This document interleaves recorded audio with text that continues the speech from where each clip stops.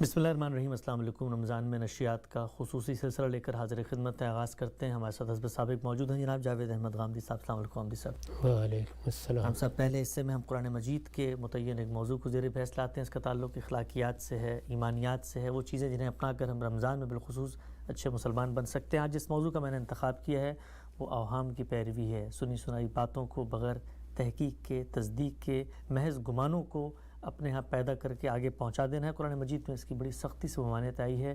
ایک ایسا اخلاقی رذائل میں سے چیز ہے جسے ہم مسلمان عام طور پر اگنور کر دیتے ہیں اور شب و روز اس جرم کا ارتکاب کر رہے ہوتے ہیں۔ سورہ حجرات کی آیت میرے سامنے ہے، فرمایا ایمان والو اگر ان پکارنے والوں میں سے کوئی فاسق تمہارے پاس کوئی اہم خبر لائے تو اس کی اچھی طرح تحقیق کر لیا کرو، ایسا نہ ہو کہ تم جذبات سے مغلوب ہو کر کسی قوم پر جا چڑھو پھر تم کو اپنے کیے پر پچھتاوا ہو۔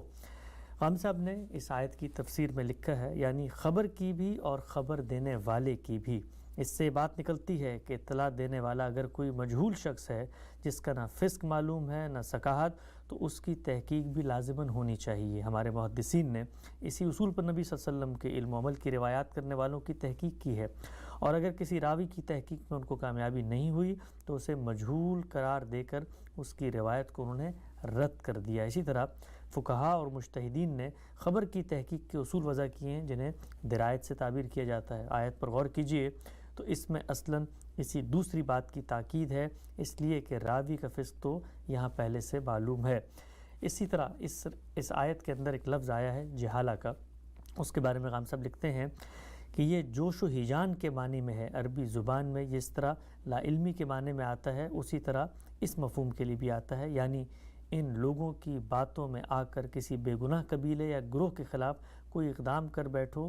اس طرح کا اقدام خاص طور پر مسلمانوں ہی کے کسی گروہ کے خلاف اگر کیا جاتا ہے تو یہ نہ صرف صریح عدوان ہوتا ہے جس کی دین اور اخلاق میں کوئی گنجائش نہیں، بلکہ اجتماعی مسالے کے بھی خلاف ہوتا ہے جن کی رعایت اس وقت کی نازک صورتحال میں بھی ضرور تھی۔ ہم سب قرآن مجید کے اندر یہ پامال مضمون ہے، جا بجا اللہ تعالیٰ بیان کرتے، بظاہر لگتا ہے بڑی چھوٹی سی بات ہے، دین کے مقاصد تو بہت بڑے بڑے ہیں جی، اقامت دین، غلبہ دین، عالمی سطح پر مذہب اسلام کی بازیافت ہو، ہماری عظمت رفتہ کے نعرے لگائے جاتے ہیں، بڑی بڑی تنظیمیں ہیں۔ ہم نے نہیں دیکھا کہیں پر ہمارے مذہبی ماحول کے اندر، مذہبی لٹریچر کے اندر اس چیز پر توجہ دی جا رہی ہو، بلکہ سب سے زیادہ خلاف ورزی حقیقت یہ ہے کہ وہی لوگ کرتے ہیں جو مذہب کے علمبردار ہوتے ہیں، لوگوں کے بارے میں سنی سنائی باتیں، گمانوں پر مبنی باتیں بیان کرتے ہیں۔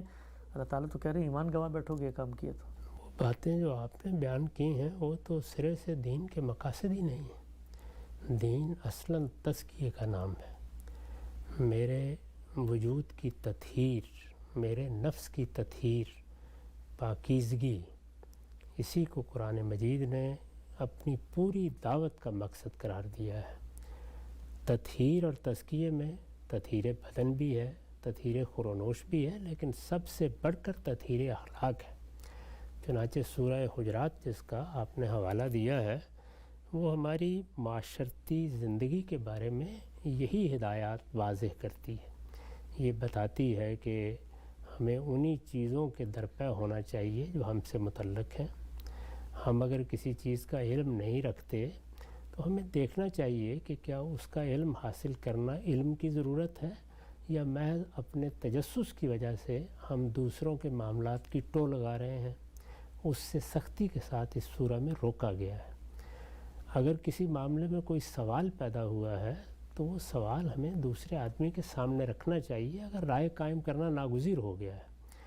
دو ہی صورتیں ہوتی ہیں نا، یا وہ معاملہ ہماری ذات سے متعلق نہیں ہوتا یا ہمیں اس کے ساتھ کوئی تعلق نہیں ہوتا تو ہم اس کے بارے میں خاموشی اختیار کر لیتے ہیں یا اس سے صرف نظر کر لیتے ہیں۔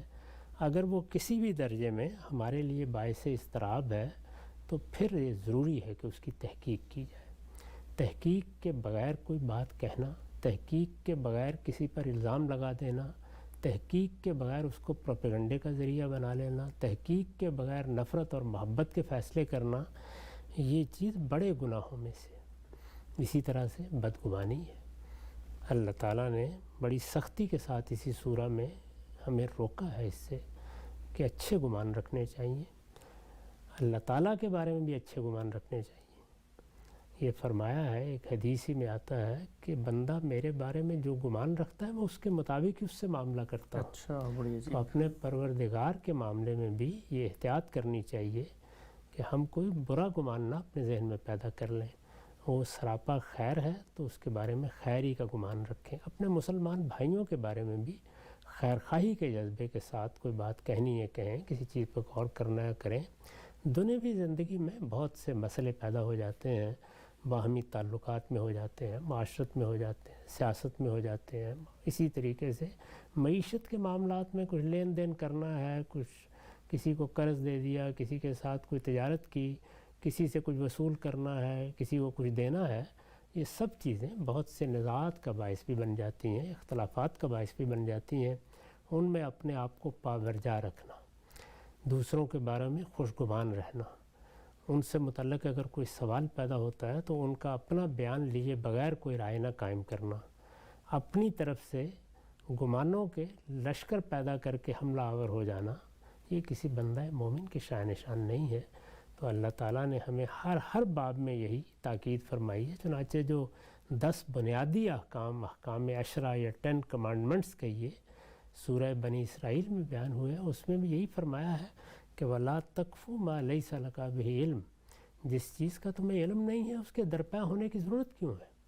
یعنی کسی شخص کے ہاں کوئی عیب ہے، وہ اس کا اور اس کے پروردگار کا معاملہ ہوا کرے، تم کیوں اس میں اپنا خون جلاتے ہو؟ لیکن اگر کوئی کنسرن پیدا ہوا ہے تو پھر اس کے کچھ تقاضے ہیں، یعنی تحقیق کی جائے گی، صحیح صورت معلوم کی جائے گی، متعلق آدمی کا بیان لیا جائے گا، اس کے ساتھ تبادلہ خیالات ہوگا۔ وہ کوئی علمی چیز ہے، وہ کوئی عملی چیز ہے، وہ کوئی تدبیر کی چیز ہے۔ انہی مراحل سے گزرنے کے بعد پھر کسی شخص کو حق حاصل ہوتا ہے کہ وہ دوسرے کا موقف بالکل صحیح بیان کرے، پھر اس میں اگر تنقید کرنی ہے تو تنقید کر دیں۔ ٹھیک۔ اچھا، ہم سب لوگ عام طور پر ایک عذر تراشتے ہیں، وہ یہ کہتے ہیں کہ بھئی ہم نے ایک بات سنی ہے، ٹھیک ہے ہم نے اس کی اس درجے میں تحقیق نہیں کی جس درجے میں تحقیق ہونی چاہیے تھی، لیکن اس بات کے اندر کسی کی غیبت ہے، کسی کی برائی ہے، تو اس کو ہم نے آگے بیان کر دیا اس خدشے سے کہ اس تک پہنچ جائے اور اس کو علم ہو جائے کہ دوسرا آدمی اس کے بارے میں کیا کہہ رہا ہے۔ یہ ساری چیزیں بیان کی جاتی ہیں۔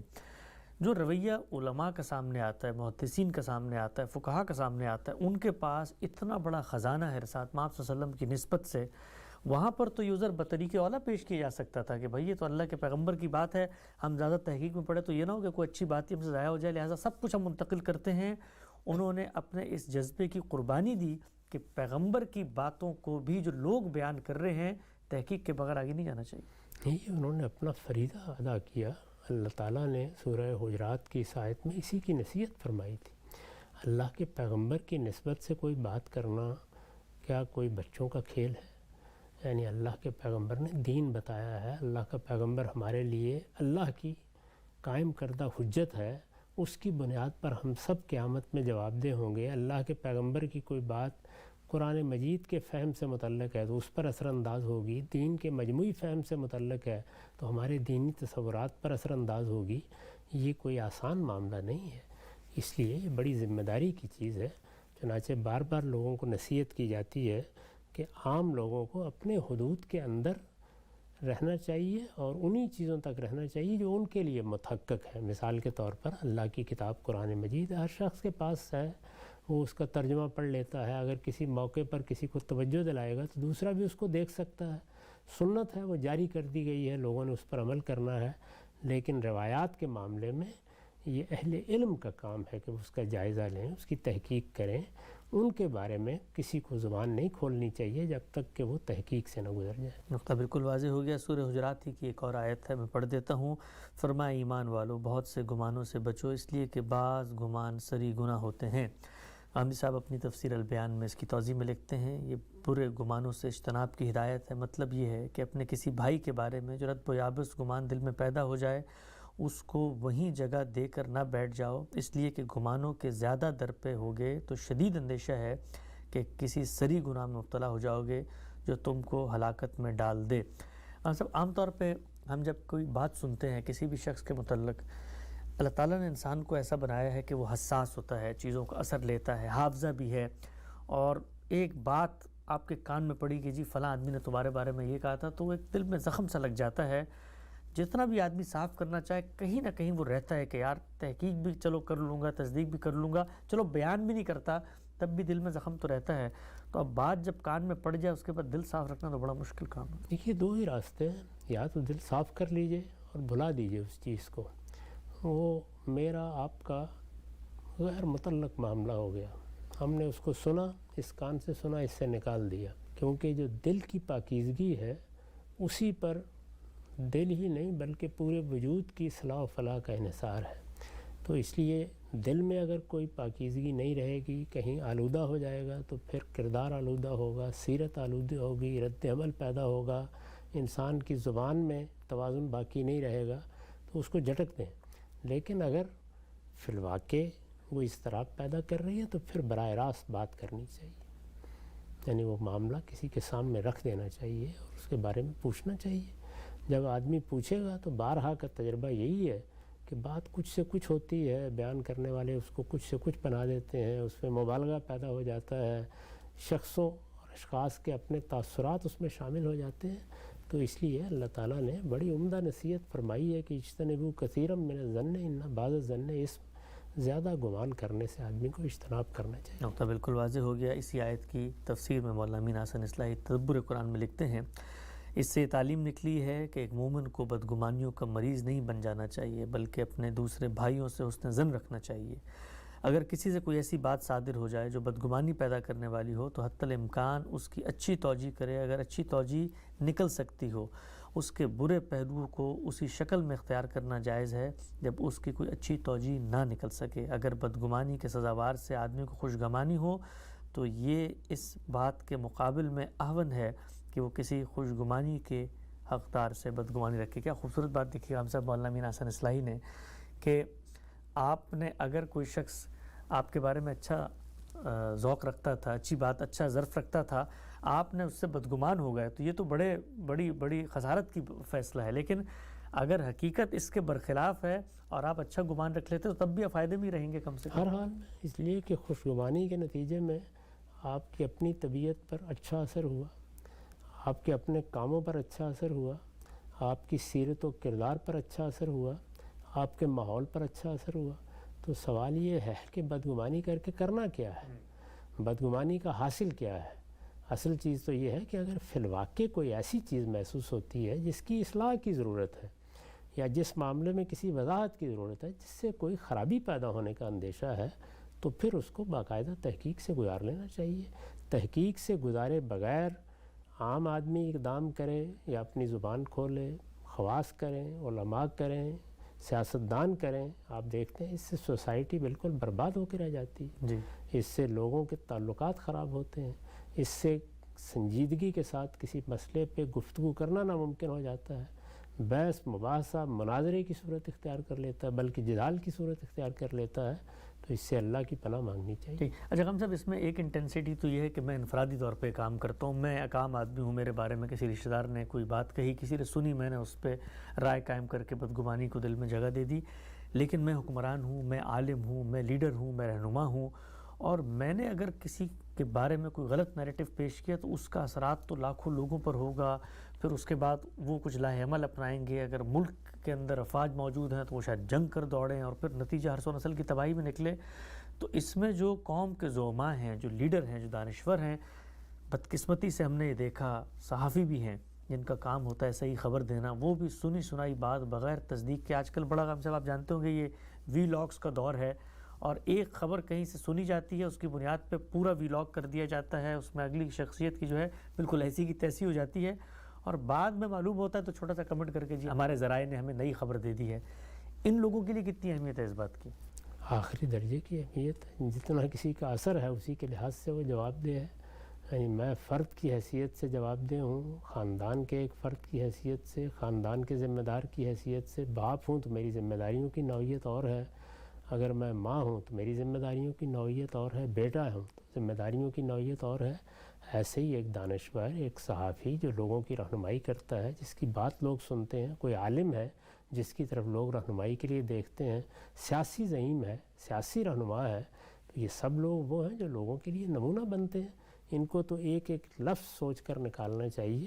اگر یہ کوئی بات حدود سے متجاوز کریں گے تو یہ اپنے لیے بھی بربادی کا اہتمام کریں گے اور اپنی قوم کے لیے بھی، اور اس طرح صرف اپنے ہی نہیں بلکہ لوگوں کے گناہوں کے بھی ذمہ دار ٹھہرائے جائیں گے۔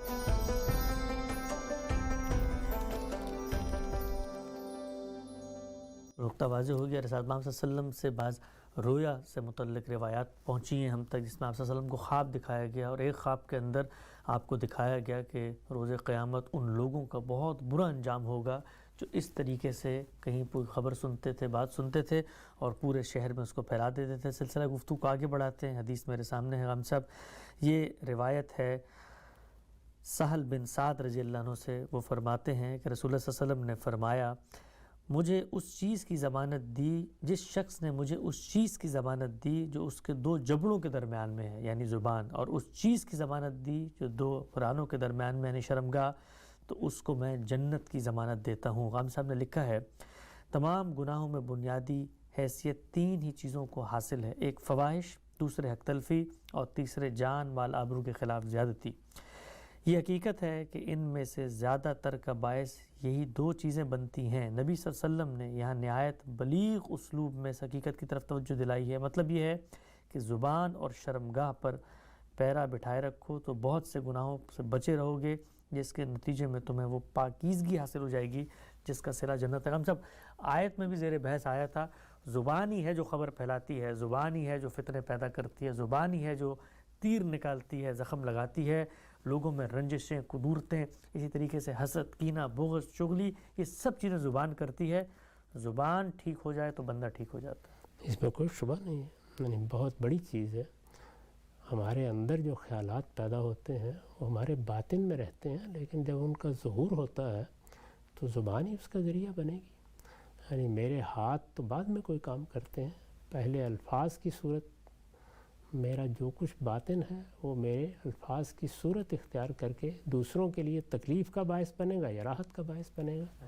تو سب سے پہلے اسی پر قابو پانا چاہیے کہ میری زبان سے کوئی بات نہ نکلے جب تک کہ میں اس کو تول نہ لوں۔ وہ جو کہا جاتا ہے نا کہ پہلے تولو پھر بولو، یہ بڑی غیر معمولی نصیحت ہے۔ تولنے کا کیا مطلب ہے؟ یعنی کوئی میزان لگا کے تولیں گے؟ یعنی بات کو سمجھو، دیکھو کیا زبان سے نکال رہے ہو، اس کے اثرات کیا ہوں گے، کیا تم نے وہ بات اچھی طرح سمجھی ہے، کوئی ضرورت پیدا ہو گئی ہے اس کو زبان پر لانے کی، ضرورت پیدا ہوئی ہے تو کیا اس کے تقاضے پورے کر لیے ہیں؟ بسا اوقات آدمی جب ان تقاضوں کو نظر انداز کر کے جذبات میں الفاظ بول دیتا ہے یا کسی کے بارے میں کوئی بات کہہ دیتا ہے تو اتنا نقصان کر بیٹھتا ہے کہ جس کا بعد میں ازالہ ممکن نہیں ہوتا۔ تو ہماری ساری معاشرتی زندگی زبان ہی کی جو کچھ نتائج ہیں ان کو بھگتنے میں گزرتی ہے۔ تو اس میں بڑی احتیاط کرنی چاہیے۔ یہ تو دنیا کی کھیتی ہے، زبان سے اگر آپ اس کو کاٹیں گے تو درانتی کی طرح کام کرے گی، اور کچھ معلوم نہیں کہ اس کا نتیجہ کیا نکلے گا۔ یعنی آپ گھر میں کوئی کام کی چیز لے جائیں گے یا تھوہر ہی کاٹ کے لے جائیں گے۔ ٹھیک ہے صاحب، یہ روایت کے اندر یہ بھی آتا ہے کہ یہ جو مومن ہے وہ اگر سوتا بھی ہے تو یہ اس کا عمل بھی عبادت ہے، اس لیے کہ وہ سوتے ہوئے زبان سے اس طرح کے مفاسد بیان نہیں کر رہا تو اللہ اس کا بھی اجر دے گا اس کو۔ اس میں کیا شک ہے؟ یعنی اگر آپ صرف گریز کر جائیں، کچھ بھی نہ کریں، تو یہ بھی نیکی اور خیر ہے۔ اسی کو حضور نے بیان بھی فرمایا ہے کہ اگر تم کوئی خیر کی بات کہہ سکتے ہو تو کہو، ورنہ خاموش رہا کرو۔ یعنی یہ کیوں ضروری ہے کہ جو کچھ رتب و یابس آدمی کو ملے اس کو وہ آگے اگل دے؟ ہر چیز کو ایک مرحلے سے گزرنا چاہیے، اور وہ کیا ہے؟ فکر کا مرحلہ، غور کا مرحلہ، اس کو جانچنے کا مرحلہ، تولنے کا مرحلہ۔ اس کے بعد کوئی بات کہنی ہے تو ذمہ داری کے ساتھ کہنی چاہیے۔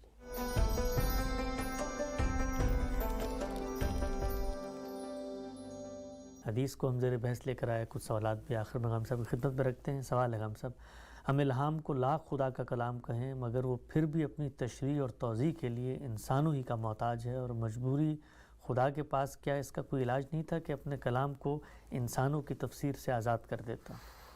انسانوں کی تفسیر کا کیا سوال ہے؟ یعنی مجھے سمجھنا ہے اور میں ہی اس کا مخاطب ہوں۔ مجھے علم اور عقل سے اللہ تعالیٰ نے نوازا ہے، اسی لیے میں مخاطب ہوا ہوں۔ تو اب اگر اللہ تعالیٰ کوئی کلام فرمائیں گے تو کیا انسان کو سمجھانے کا کام بھی خود فرمائیں گے؟ پھر تو امتحان ہی ختم ہو گیا۔ پھر تو امتحان کیا، انسان ختم ہو گیا۔ یعنی پھر تو وہ بیل ہے انسان کو اگر اللہ نے علم دیا ہے، عقل دی ہے، ادراک کی صلاحیت دی ہے، استنباط کی صلاحیت دی ہے، وہی سمجھے گا۔ یہ بات کہ کچھ دوسرے لوگ ہمیں سمجھانے کی خدمت انجام دیتے ہیں تو اس کی وجہ صرف یہ ہوتی ہے کہ انہوں نے اس علم کے لیے اپنے آپ کو خاص کر لیا ہوتا ہے، ورنہ کسی کی کوئی اجارہ داری نہیں ہے، ہر آدمی براہ راست سمجھ لے، کس نے روکا ہے اس کو؟ ہم یہ مدد کیوں حاصل کرتے ہیں؟ ایک انجینئر سے اپنا مکان بناتے وقت حاصل کرتے ہیں، اپنے علاج معالجے کے لیے ایک طبیب کی طرف رجوع کرتے ہیں، اس لیے کہ اس نے اس علم کو اپنے لیے خاص کر لیا، اس میں محنت کی، اپنے اوقات اس کی نظر کیے، اس طرح وہ ہماری خدمت انجام دیتا ہے۔ تو ایسا کیا طریقہ ایجاد کیا جائے کہ جس کے نتیجے میں انسان نہ رہے؟ انسان کا شرف ہی یہ ہے کہ اس کو اللہ تعالیٰ نے علم و عقل سے نوازا ہے۔ علم و عقل سے جس آدمی کو بھی خطاب کیا جائے گا وہ سمجھے گا اور سوچے گا اور اختلاف بھی کرے گا۔ بالکل ٹھیک۔ اچھا غم صاحب، عام طور پہ لوگ گھبرا جاتے ہیں، سمجھتے ہیں کہ یہ بات بالکل واضح ہو جاتی پھر ہم اپناتے۔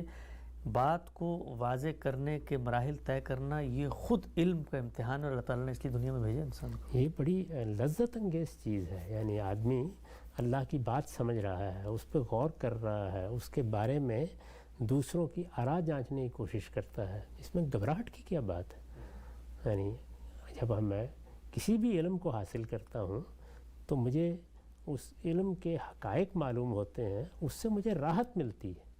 ایسی راحت اللہ کی کتاب کے بارے میں جب میرے فہم میں افزونی ہوتی ہے تو اس سے بھی ملنی چاہیے۔ نقطہ بالکل واضح ہو گیا۔ غامدی صاحب کے ساتھ رمضان میں نشریات کا خصوصی سلسلہ لے کر حاضر خدمت تھے۔ وقت یہاں پہ ختم ہوتا ہے، دوبارہ حاضر خدمت ہوں گے، اب تک آپ کا بہت شکریہ۔